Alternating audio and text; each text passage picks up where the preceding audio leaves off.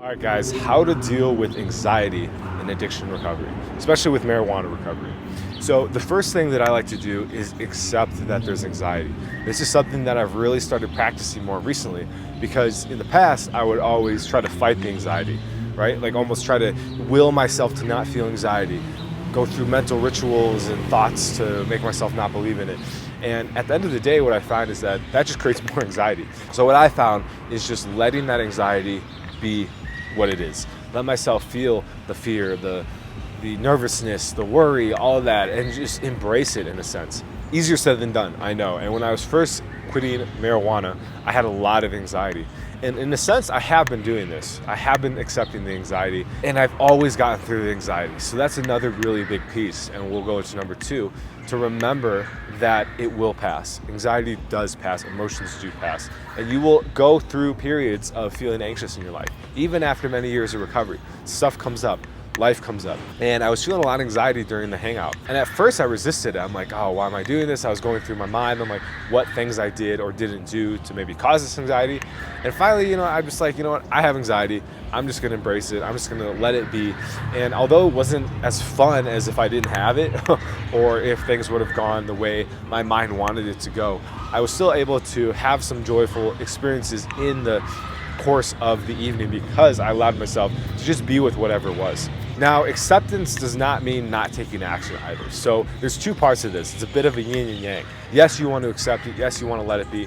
Also, though, you want to be going and doing proactive things to help with the anxiety in itself.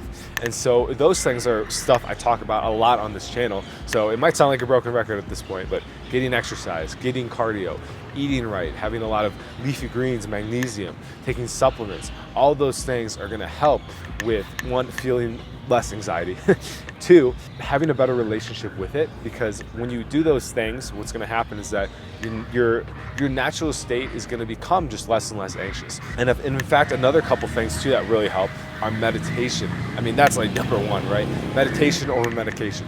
So doing a meditation right in the morning is something I do because it helps prime my day for deep breathing. So I find when I don't do meditation in the morning, my breathing's a lot more heavy and shallow throughout the day.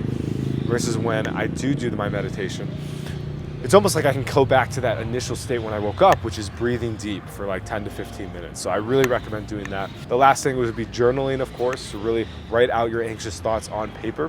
Also talking to people about it, going to meetings, support groups, etc. So there's a lot of things you can do to work with that anxiety and that anxiousness.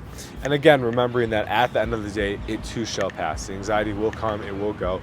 And the more you can be strong and comfortable with the anxiety when it's there, the less it's going to be of a bother. And the more it's just like, oh, well, there's anxiety again. I would rather not have it be here. Of course, you want to acknowledge that, but at the same time, I'm going to let it be, and it's going to be all right. Life's going to be all right.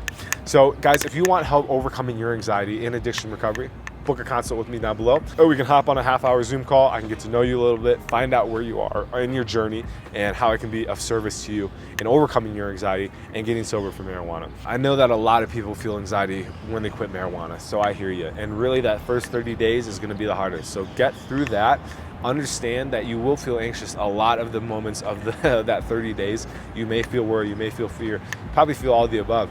If you can get through that, though, you'll be way stronger and more willing and able to take it on when it arises.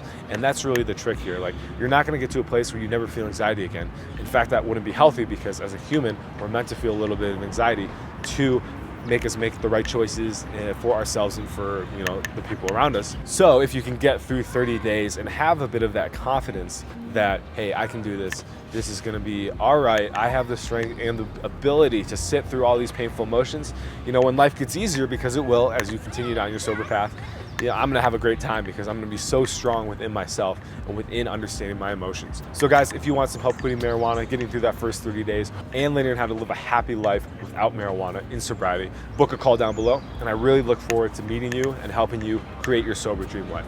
So with that, guys, comment down below if you have any thoughts, and see you in the next one. Peace.